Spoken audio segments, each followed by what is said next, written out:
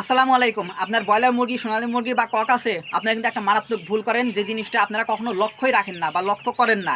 যার ফলে কিন্তু আপনাদের একটা মারাত্মক একটা ভুল হয়। সেটা হচ্ছে যে আপনাদের ব্রয়লার মুরগি হোক বা সোনালী মুরগি হোক বা অন্য কোনো সেক্টরে সে যে মুরগি পালন করেন না কেন, এই মুরগির ঘরে যে গ্যাসের যে বিষয়টা থাকে, এই জিনিসটা আপনারা যদি লক্ষ্য রাখতে না পারেন, এই তাপমাত্রা বা গ্যাসের পরিমাণটা যদি আপনারা ঠিক না রাখতে পারেন, আপনার মুরগি কিন্তু কখনোই গ্রোথ বৃদ্ধি পাবে না।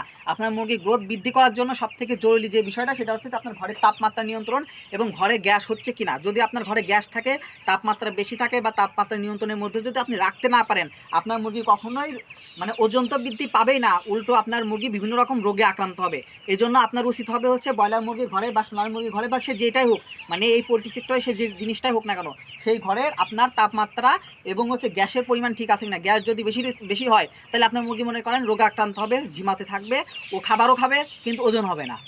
আমি আপনাকে এটা বলতেছি, আপনারা এই জিনিসটা কিন্তু মনে করেন যে বোঝেন না, আবার বুঝলে পরে অনেকেই হেয়ালি করেন যে ও থাকগা আছে, এই জিনিসগুলো লক্ষ্য করেন না। তো আপনাদের উচিত হবে সবসময় এই যে টুস আছে, এই টুসগুলো উল্টে পাল্টে দেওয়া, নেড়ে দেওয়া, যেন এর গ্যাসটা বের হয়ে যায়। অবশ্যই যখন গ্যাসটা বের করবেন, সেই ক্ষেত্রে কিন্তু আপনার এই চারিদিকের পর্দাগুলো অবশ্যই তুলে নিয়ে তারপরে কিন্তু এটা দেওয়া উচিত, অর্থাৎ নেড়ে ছেড়ে দেওয়া উচিত। নাহলে কিন্তু গ্যাস কিন্তু ঘরের মধ্যেই থাকবে, মুরগি কিন্তু আবার কিন্তু অসুস্থ হয়ে পড়বে। তো আপনাদের বলবো যে যারা হচ্ছে ব্রয়লার বা সোনালী মুরগি পালন করতেছেন, তাদের উচিত হবে এই গ্যাসটা নিয়ন্ত্রণ করা। ধন্যবাদ সবাইকে। আসসালামু আলাইকুম।